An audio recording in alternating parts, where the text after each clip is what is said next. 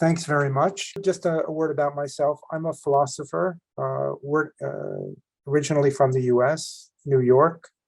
I've lived in Oslo, Norway for the last, 20 years or so. I work at one of the world's largest research institutions focused on peace, Peace Research Institute Oslo. For the last couple of years, I've been leading a project funded by the Research Council of Norway entitled Warring with Machines, Artificial Intelligence, and the Relevance of Virtue Ethics. And in the project, we're examining use of artificial intelligence technologies within three settings: military strategy and war planning, kinetic operations, right, and cyber operations. So, all right, let's just begin with a few, let's just say, introductory comments. First of all, well, short definition of AI. AI involves cognitive functions, including decision-making, implemented by machines to carry out human-designated tasks. All right, AI is based on algorithms, digital instructions telling a computer what to do. I mean, we all know that AI dates from the 1950s. You know, the term artificial intelligence was coined in a grant proposal written by John McCarthy in 1956. Most recent developments in AI focus on machine learning, where the machine generates new algorithms based on training data. AI and robotics have largely merged. Originally, there were two separate disciplines. So algorithms draw information from sensors, assess the information, which is then channeled towards decisions that are implemented by effectors. Now, when it comes to using AI in military settings, let me just come with a few key assumptions. And now I'm focused on the ethics of using these technologies. All right, I say, the overarching assumption is that no design or use of AI should be of a kind that violates the laws of armed conflict or in any other way violates the dignity and basic rights of human beings. Now, there are a few additional assumptions. AI technologies will develop rapidly over the coming decades. Therefore, careful ethical analysis must take place now and develop constantly.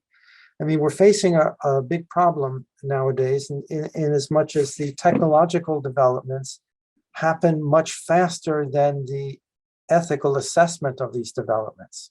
There's a lag in the ethical understanding of these new technologies. So we need to close that gap as much as is possible. And this means that it's vitally important that there be ethical reflection at the very early stages of developing new technologies for use in battlefield settings. Another assumption is that the complexity and speed of modern AI technologies and their capacity for self-learning means that human beings could stand in danger of losing control of their development and use. There's a term employed by philosophers writing in this field. It's perverse instantiation. Perverse instantiation happens when a computer, using AI, is given instructions that the computer ends up carrying out literally. And, when human beings communicate with one another, we often speak in ways that are not intended to be taken literally. But a computer is literally minded. It simply follows the instructions that are given. So it's altogether possible that a computer could follow instructions literally and end up doing things that are counter to the intention of the maker, the designer, technology designer, developer, engineer. And this worry about, this concern over perverse instantiation has been articulated perhaps most famously by Nick Bostrom in his book, Superintelligence. So it's a human task to set the aims and limits of both the development and use of AI technologies. You need both. It's not enough just to look at ethics for the use of the technologies, but the development itself must be guided by ethical perspective. Okay, well, why are military people thinking, or not just thinking of using AI, but are actually putting it to use in battlefield settings? I mean, what are the perceived military benefits? Well, here's a short list of the perceived benefits. AI is thought to expand missions by improving current attack platforms. That's one. Another, AI is thought to be useful in replacing humans for dull, dirty, and dangerous jobs, like defusing a mine. Another is enhanced force protection. You know, the battlefield is an inherently dangerous place. And so if you could put a robot there and assume tasks carried out by humans, you would be keeping military personnel out of harm's way. AI, it's thought, can provide better situational awareness, better overview of the battlefield, either the entire battlefield or portions of it. Think about conducting war in an urban setting, an ability to see around corners, for instance. That would be of great benefit to the military personnel and bring them better awareness of their surroundings. AI is thought to be useful in augmenting human decision-making through input from big data.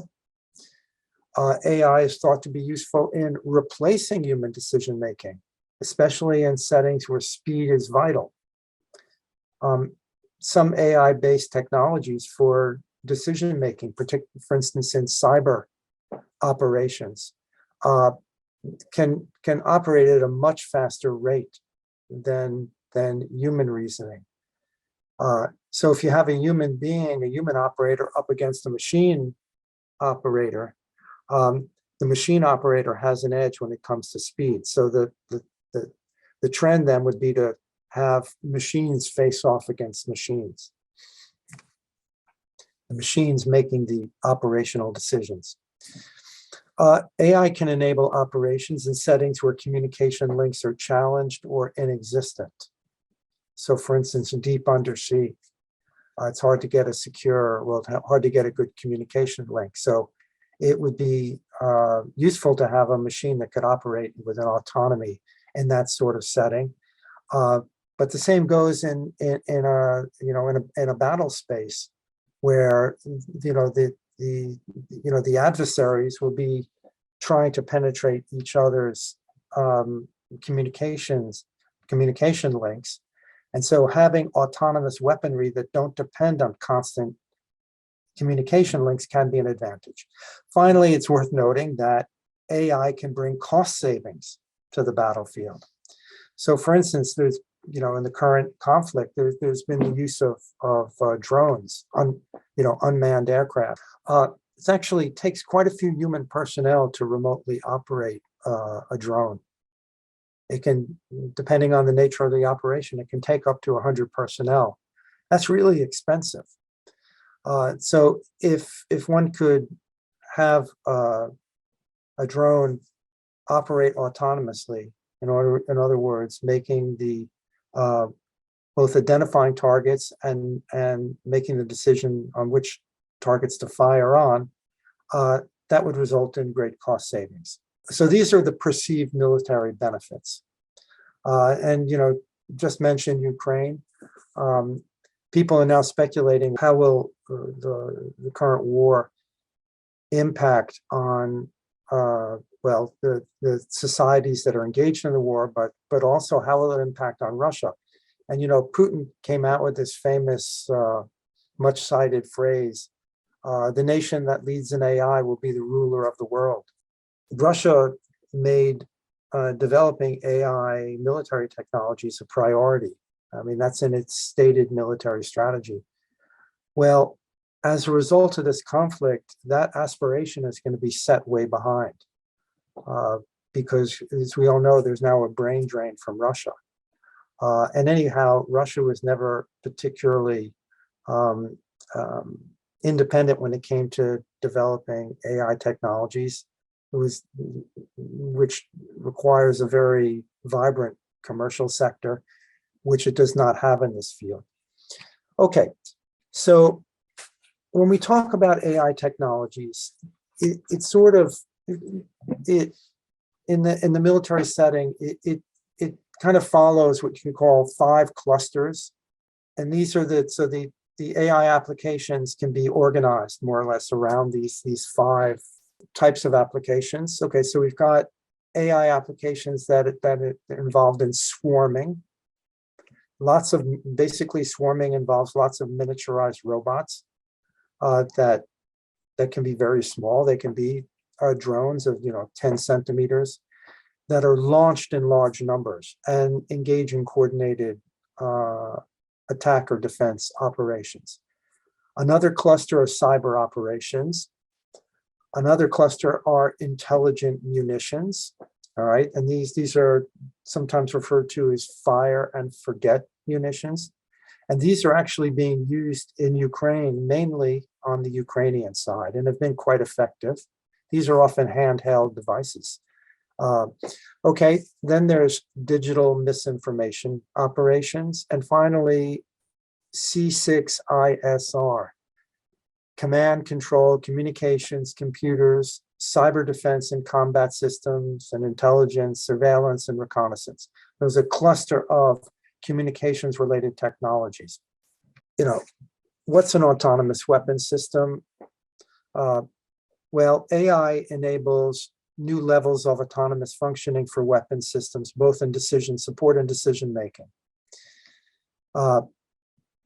Autonomy has been around for a long time. A landmine, for instance, has a certain autonomy in its functioning.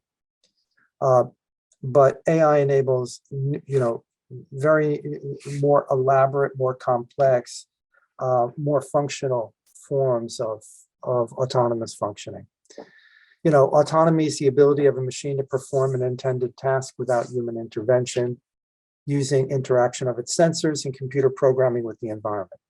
Again, AI systems run the gamut from air defense systems that can identify, select, and apply force to targets, active protection systems that are designed to protect platforms against incoming anti-tank missiles or rockets, robotic sentry weapons, gun turrets that can autonomously detect, track, and potentially apply force to a target. And then there's loitering munitions, which is ordinarily it's an aircraft or a set of aircraft, including could be drones, that loiter in a particular area, and they can target and shoot down anything that enters that area. It's worth noting that the current conflict in Ukraine, on the Russian side, has been less high tech than many people anticipated. Their air defense systems have not operated well, for instance, and so they had a ship that was shot down, sunk. Okay. Now let's think for a moment about the vulnerabilities of AI systems. And now I'm coming into the ethical part of my comments. AI is not a panacea.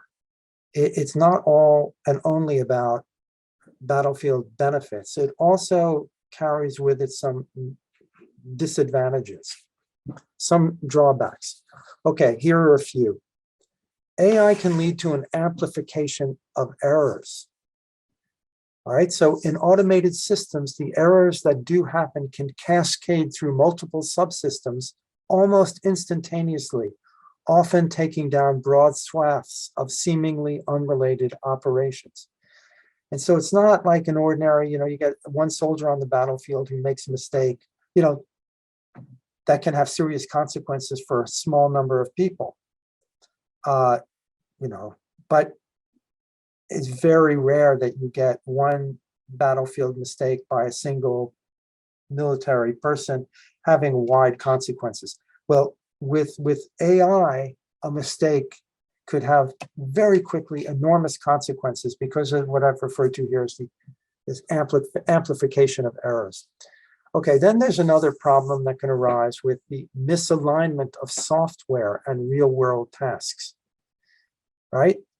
The military extensively tests its products, but warfare is among the least predictable of endeavors.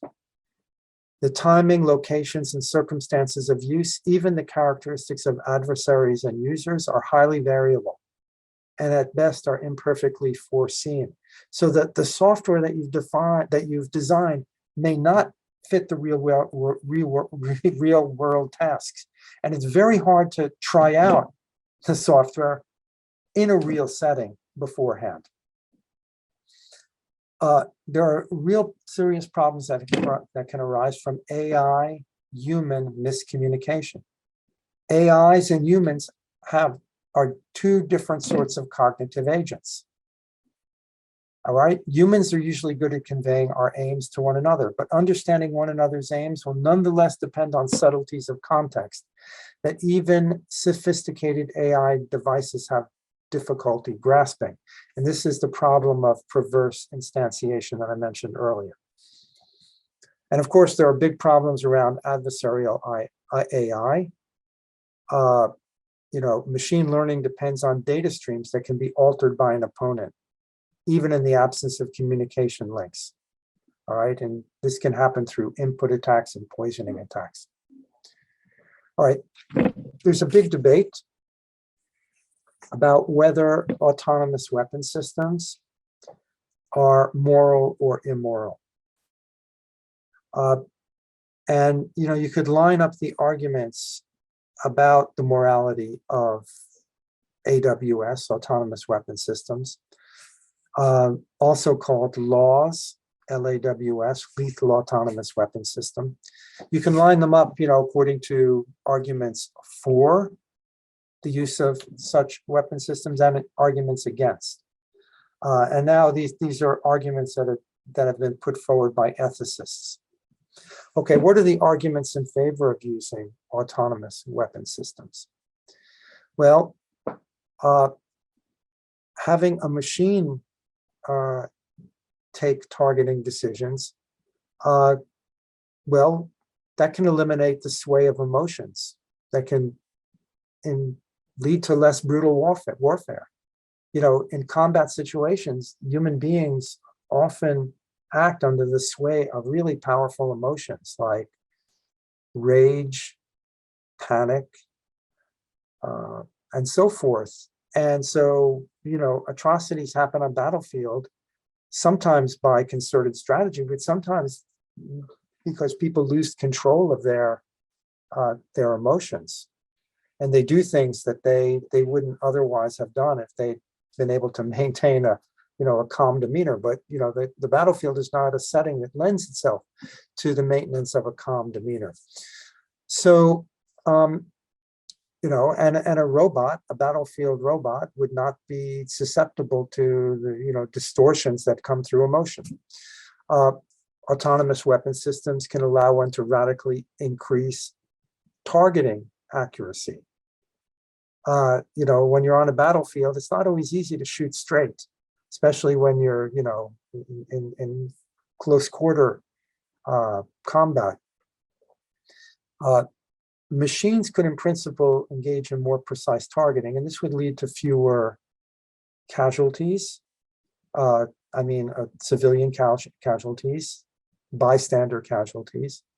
But it could also mean that a robot aiming at a human combatant need not aim to kill the human combatant. It could aim to disable the human combatant. And this could be an advantage in the battlefield because you'd have fewer, combatant casualties. A battlefield robot driven by AI would have no need for self-defense in cases of danger. So an AI robot might be better able to take action, assume risk that would lead to less risk to civilian bystanders. Okay, so those are a few arguments that have been advanced in favor of autonomous weapon systems. Okay, what are the arguments against these systems?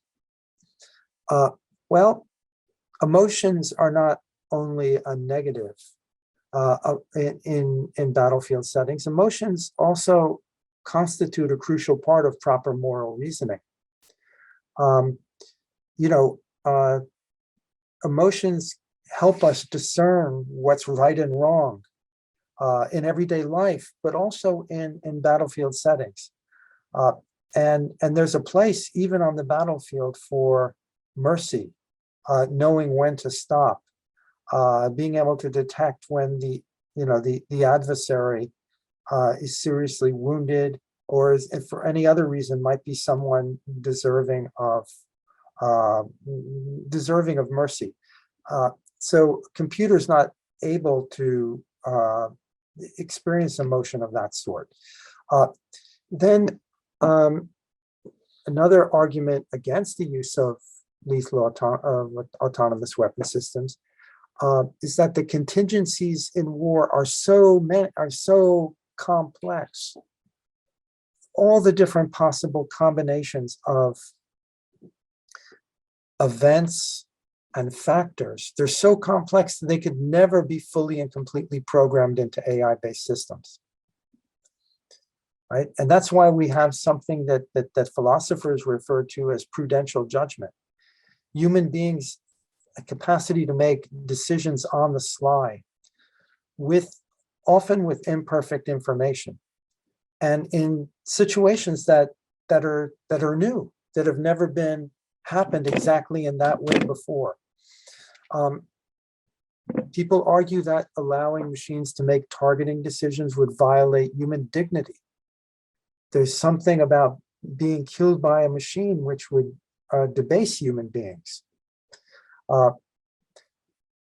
Finally, it has been maintained that the practice of war is based on an idea of reciprocal risk, right? That part of the ethics, the battlefield being a place where one could display ethical conduct, that hinges on the fact that the soldiers facing off are each assuming risk, each putting their life at risk. But you wouldn't have this assumption of mutual risk and a kind of respect for the other that comes with it. So warfare could devolve into slaughter, really.